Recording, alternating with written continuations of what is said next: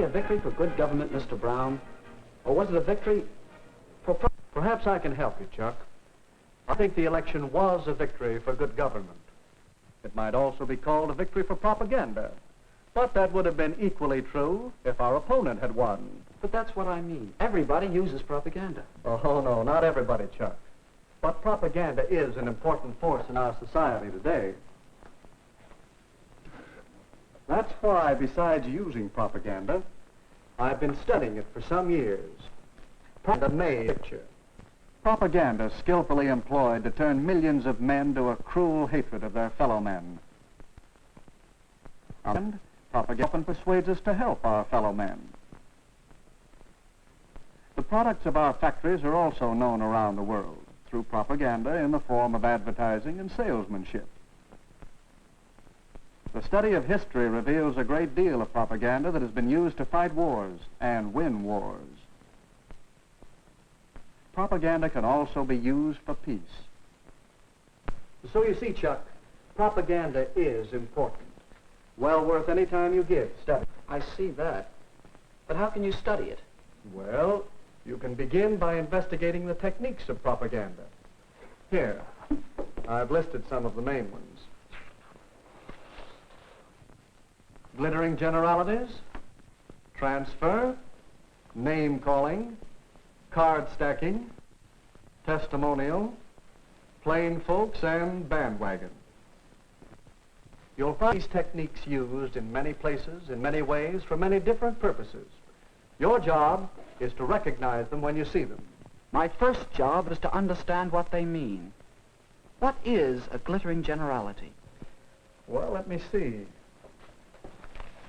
That headline you were quoting, a victory for good government. Good government is a phrase we use many times during the campaign. We said the mayor stood for good government and promised good government. But it's true, isn't it? What's true? What does good government mean? Is the mayor's idea of good government the same as yours? I see. It's a glittering generality. One of the best. There's another. Yes. And why do you suppose our opponents chose that phrase? I guess because everybody likes a real American. Right. And they wanted to transfer that liking for a real American to Mr. Butler. And that's what you mean by the technique of transfer. That's it. Now let's see if you can recognize another technique. A day or so after that poster came out, I said in one of my campaign speeches, our opponent advertises himself as a real American. I say he is unreal, unrealistic. He is a visionary, a theorist, a dreamer. He is so thirsty for public office that like a weary traveler in the desert, he sees a mirage, and he is trying to sell it to you as real. There. Now, what would you call that? That's name-calling, visionary, theorist, dreamer. That's right. And those are very polite names. But now I want you to listen to something else. For my collection of propaganda materials, I've made a special record of part of one of Mr. Butler's radio speeches. Mayor Cooper asks that he be judged by his performance in office. Very well. Let's ask him who was mayor when the municipal waterworks fell into such a state of disrepair that the whole town was without water for 2 days. Let's ask him. But no, let's not. It might embarrass him. You recognize the technique? No, I don't. It's a tricky one. Is it true about the waterworks? Partly true. That's what we call card stacking.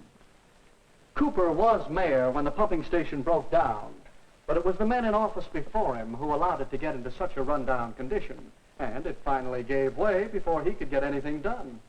I see.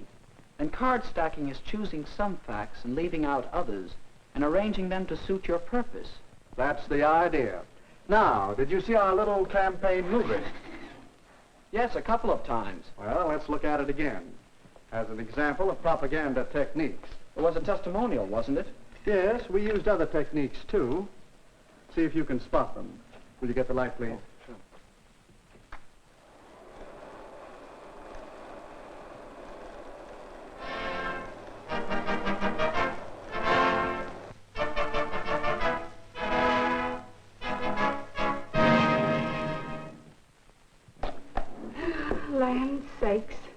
A body hardly has time enough.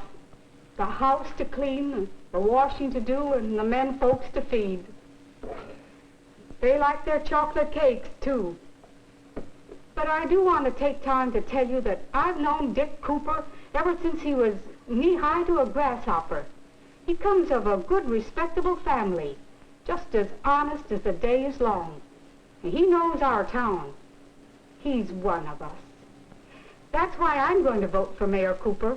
And all my friends are going to vote for him, too. We'll stop a minute, Chuck. Recognize the technique? That must be what you call plain folks. That's right. You'll find many versions of the appeal based on the common man, the man on the street, log cabin to president. Now let's look at the rest of the movie.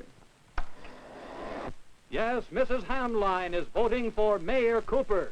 Her friends are voting for Mayor Cooper. Your friends are voting for Mayor Cooper. The people know what they want, and what they want is Mayor Cooper. Don't you be left behind. Get on board the Victory Special.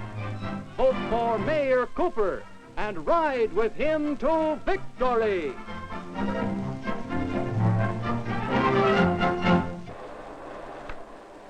That ending's easy to spot. It's the bandwagon.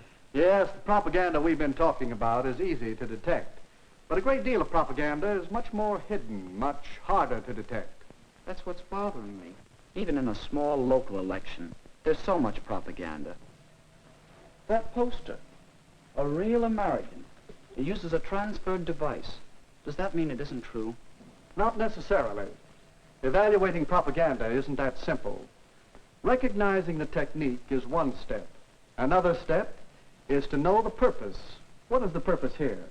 That's easy. To get people to vote for Butler. Yes, to persuade people that Butler is the better man, to move them to vote for him. In short, to sell Mr. Butler to the voters. You'll find that the purpose of most propaganda is to persuade people to believe something, to do something, or to buy something. All right. But it still doesn't answer my question. No. Your next step, and it's a big one, is to get the facts. Well, is he a real American? Howard Butler was born in this country. He obeys its laws. He's a good citizen. Yes, he is a real American. The same can be said for Richard Cooper. So ask yourself whether the facts support the purpose. Do they support the transfer of feeling from real American to Mr. Butler over Mr. Cooper? No, I guess not. Well, that's your fourth step. Weigh the facts against the purpose and the technique. I think I understand. To know whether propaganda is good or not, whether it's true or not, I should know the purpose, recognize the technique, get the facts, and judge the purpose and technique by the facts. But when you want the facts about live political battle, don't come to a campaign manager. I might do it at that. But I will also go and see your opposition. Well, that's all right. Whenever you're tracking down propaganda, get as many different points of view as you can. Do you know something?